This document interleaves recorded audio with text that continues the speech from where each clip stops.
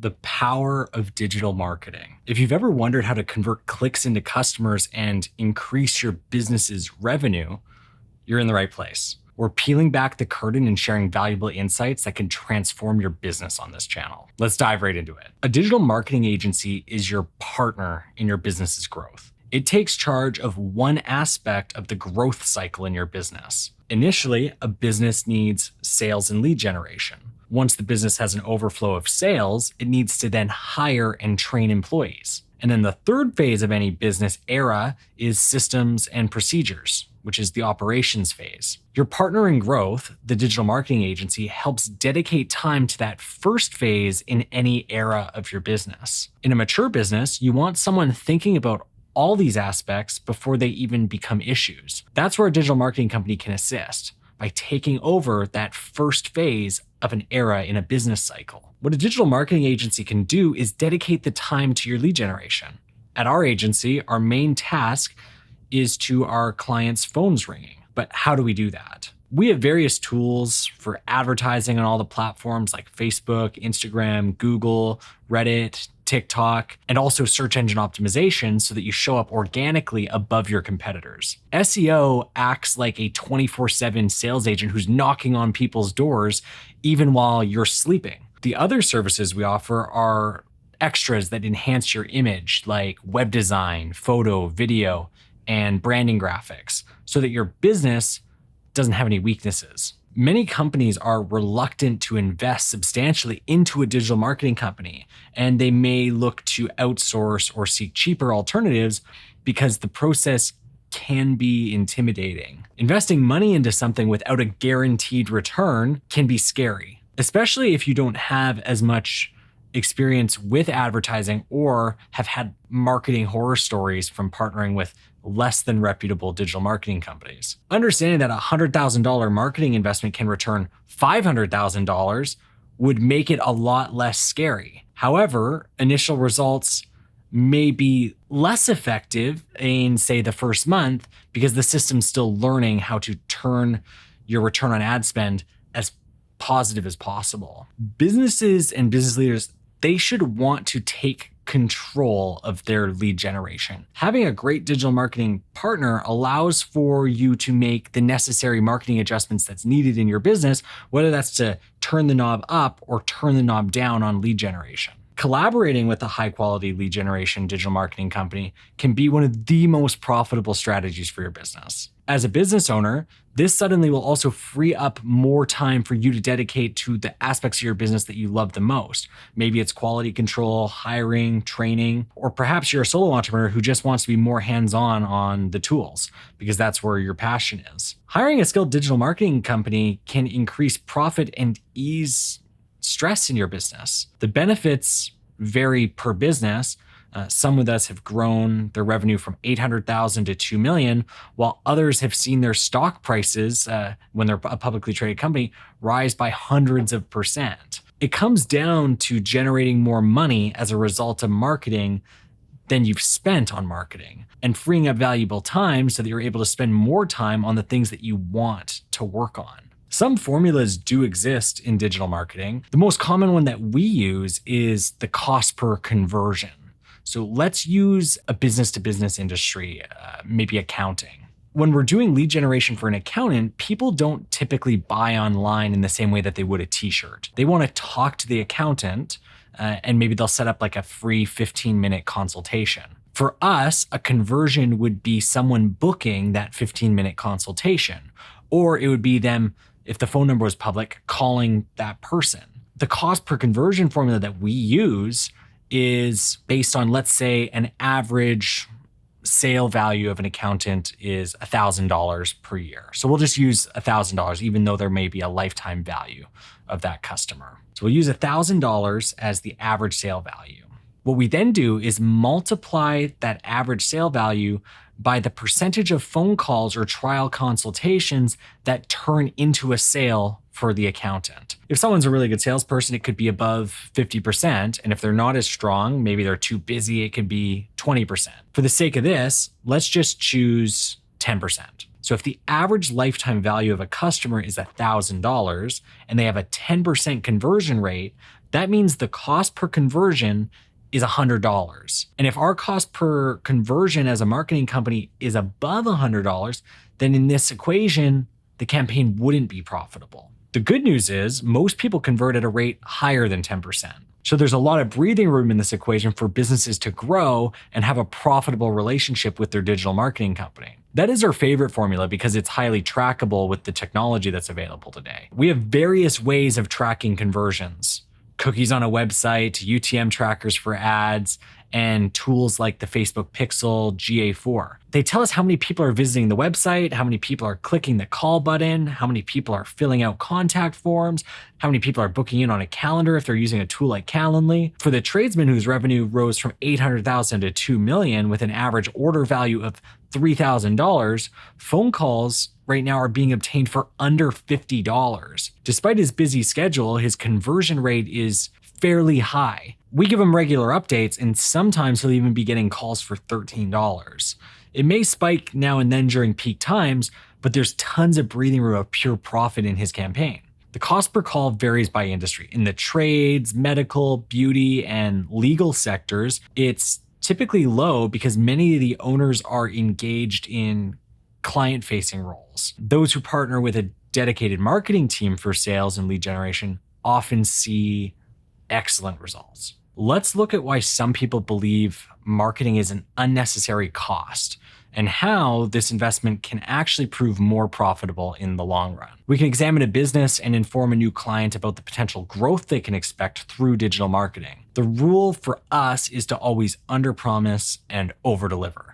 So I don't tell a business that their world will change in just 1 month. Our systems and processes have become very refined so that our results are relatively predictable. And we've recently experimented with offering a money-back guarantee because the first month of marketing can be scary for many business owners. This approach of having a guarantee seems to be alleviating a lot of people's concerns in trying it for the first month. Another KPI, a key performance indicator that many people value in marketing is ROAS, return on ad spend. Almost every business wants to see a return on ad spend unless it's like a rare brand awareness campaign or nonprofits that is not concerned with necessarily generating sales. Return on ad spend essentially calculates how much you get back on top of the money that you've invested in advertising. For instance, if you've invested $10,000 into marketing and received $30,000 in revenue,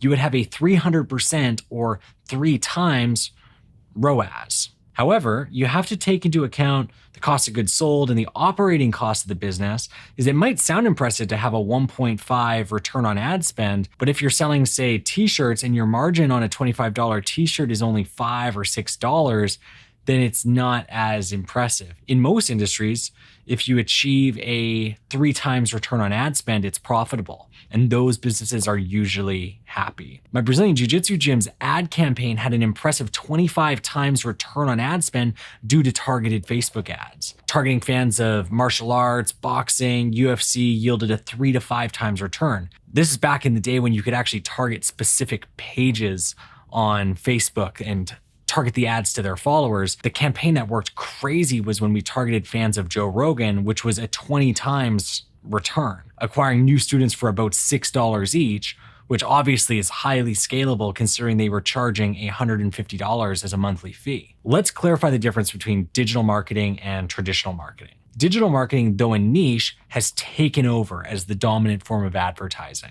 In contrast, traditional marketing is broader, including print media, public relations, and branding. Both marketing and digital marketing's goal is to make your business seen, remembered, and for customers to take action. The only difference between the two lies in the tools that are used to achieve these goals. With digital marketing, the internet, social media, and computers are these tools. Yes, many people say digital marketing agencies are expensive. However, not hiring a good digital marketing agency can be more costly. How much money are your competitors making by partnering with a good marketing agency and getting the top search results on Google? How much money is being left on the table if your business isn't the one seizing that opportunity or the advertising opportunities that exist in your industry? Let's consider a tradesman as an example. If their average order value is $3,000 and their profit is, say, $1,000 out of that, they could have 20 or 30 phone calls and still turn a profit if they were utilizing digital marketing. Investing in marketing isn't an inconsequential amount of money. If you want to see results, it does take a bit of an investment. And some people start off with a budget that's maybe too low, and then the company they hire isn't really dedicating the time that can get the results that you would really want. So when you're searching for a digital marketing company, find a business that has refined systems and can show you a sample report of an existing client that you would have access to on a regular basis. It's a total marketing red flag if someone will not give you access to reports. Find someone who's trustworthy. Look at their Google reviews and any other review platforms that you can find. And when you find a good partner, it's far more costly to not be doing digital marketing. Businesses can lose hundreds of thousands or even millions of dollars by relying on just one or two forms of lead generation. Most businesses actually would be safer with 5 types of lead generation. Word of mouth is always going to be the top form, as it involves someone recommending your business based on their positive experience with you. But in addition to that, you should have lead generation forms like advertising, organic SEO, social media, business networking groups can also be effective. Having 1 or 2 digital lead generation methods in your toolbox is a solid strategy to grow your business. Before we go deeper and talk about how to choose a digital marketing agency, subscribe to this channel, like the video, write your questions in the comment section below. Our team works hard to create these videos and we genuinely want to help your business grow. Most digital marketing agencies, ours included, have set packages.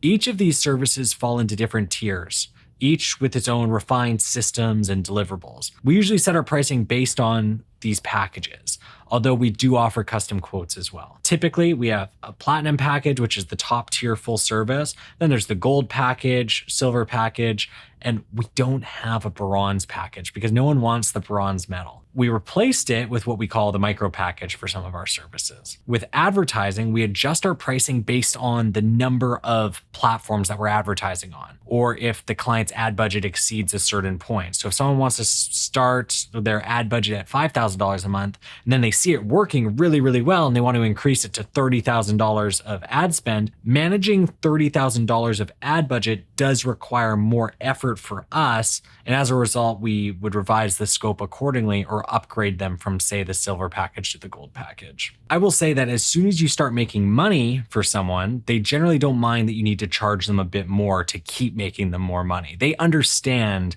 that $30,000 of ad spend is harder to manage than $5,000. It's not 6 times more expensive by any means, and it's not 6 times more work to manage it, but it could be 2 times the package price. That's how most agencies should approach marketing. There are other models. Some marketing agencies will take a percentage of sales. We've experimented with that, and we find that it's a difficult dynamic to track and maintain. What's also not quantifiable is that there are a lot of tracking abnormalities because Apple is at war with Meta. They have their own interests in consumer privacy, and iOS updates reflect that. They make it so that a lot of the conversion tracking on iPhones, MacBooks, Apple computers are not trackable, and that can lead to some tension and conflict between the business and the advertising agency that's getting a share of your profits. We find it easier and more transparent to simply know predictably what the marketing investment is each month. The last model that is somewhat common is a percentage of ad spend. Some people will charge 20, 30, 40% of what your ad spend is as a media buyer fee. If someone puts $100,000 into advertising, they would normally take a flat rate to cover their expenses, plus their profit would then come from the amount of ad spend. We did that early on, and it was like $400 a month plus 20% of the ad budget. But we found that model, once again, was too difficult and people were confused. Here are some quick tips for choosing a good marketing company. First, trust your gut. If someone sounds like a snake oil salesman or is withholding information, they probably aren't the best choice. Second, look at their Google reviews. If they have fewer than 30 reviews or the reviews appear to be fake, don't trust them. Find someone with at least 30 Google reviews over a long period of time. Third, request a sample marketing report or case studies. Even case studies can be manipulated, so seeing an actual marketing report is a good indicator of the experience that you can expect. Be sure to follow up and hold these companies accountable for the timeline and the processes that they presented to you when you signed up. 4, Ensure that these companies have a team. Solo entrepreneurs in marketing can be very talented, but they can get so busy so fast, and their quality can go up and down like a wave. Hiring a marketing company with multiple specialized individuals is crucial for the best results. One person will not be sufficient to create an awesome website, run an excellent ad campaign, be the salesperson who talks to you, manages the project, and handles all of their own company's bookkeeping. There's too many tasks for one person to handle. If you're hiring them to specialize in something, make sure they have a specialist focused on that task. That's why we've structured our business to have growth consultants, results managers, and specialists. Many people question whether they should collaborate with a marketing agency that possesses a specific specialty, a niche. The answer is likely yes. Having a specialty pertaining to certain industries can be useful. For instance, should I work with a marketing company that focuses solely on plumbers? Maybe. There can be conflicts of interest that arise when a marketing company concentrates on a single industry. And for that reason, it could be beneficial to find a marketing company with a broader specialty. We, for example, work with tradesmen, medical professionals, and professional service providers. These aren't hyper niche specialties, which helps mitigate the conflict of interest issues while ensuring that we have a deep enough understanding of marketing for each type of industry. However, the principles of marketing do apply across industries. The core frameworks, systems, procedures are applicable across almost any business. We've taken a more aggressive approach towards being the local marketing specialist for many businesses. In our area, which we focus on Langley, Surrey, and Abbotsford, which is about 40 minutes outside of Vancouver, there's a large enough market for us to focus on Langley, Surrey, and Abbotsford, and as a result, 60% of our revenue has come from that. We chose this specialty because when you understand the local market better than other companies, we can compete with the marketing agency that focuses on plumbers. The ad campaigns that work in Southern Texas, where I sometimes will go to, are very different than the types of ads that work here in Canada. You're communicating with different types of people with varying cultural values and ethnicities. In Texas, there's a lot of Hispanic and white individuals. And on the other hand, in our area of British Columbia, it's incredibly diverse. There are certain ways to structure ad campaigns that appeal to the demographic makeup of those in the area. Thus, we specialize in being the local marketing partner for these businesses. Interestingly, the best way to find a good digital marketing agency is through Google. For instance, if you're looking for search engine optimization, meaning you want your business to show up at the top of Google search results, just type in SEO company in your city into the search bar. Interview the top 3 companies that appear. If a company is on the second or third page, or even if they're at the bottom of the first page, they're probably not a good enough SEO company to make you money. If they can't manage their own search engine ranking, do you trust them to manage yours? Another aspect to consider is whether they're running ads for themselves. And if so, do you like the ads that you see them running? One of the tests that I would recommend if you're a business owner in the process of hiring a marketing company is to visit the company's website and then wait a day. Then go through Facebook, Instagram, other online places. Are you seeing retargeting ads from these businesses? If not, it's understandable to question their effectiveness as marketers. Retargeting ads are an easy way to get a 10 times return on ad spend. We've seen retargeting ads get over 30 times return on ad spend quite frequently. If a company that's a marketing company isn't using retargeting ads, which are so scalably profitable for every business, they're probably not going to be a great marketing agency for your business. So the 2 tests I would conduct if I were looking for a digital marketing agency partner are 1, see if they rank on Google for the keywords that they would feasibly want to rank for, and 2, check if they're running retargeting ads. Visit their website and then see if their ads show up in your feed. If they're not tracking you down, they're unlikely to be able to track down your customers. And that's it for this video. I hope that I was able to help you understand what a digital marketing agency is and what you must keep in mind when looking for a marketing company for your business. Subscribe to the channel, leave your questions in the comment section below, and click the bell button to receive notifications about our new videos. We're here to help you grow your business.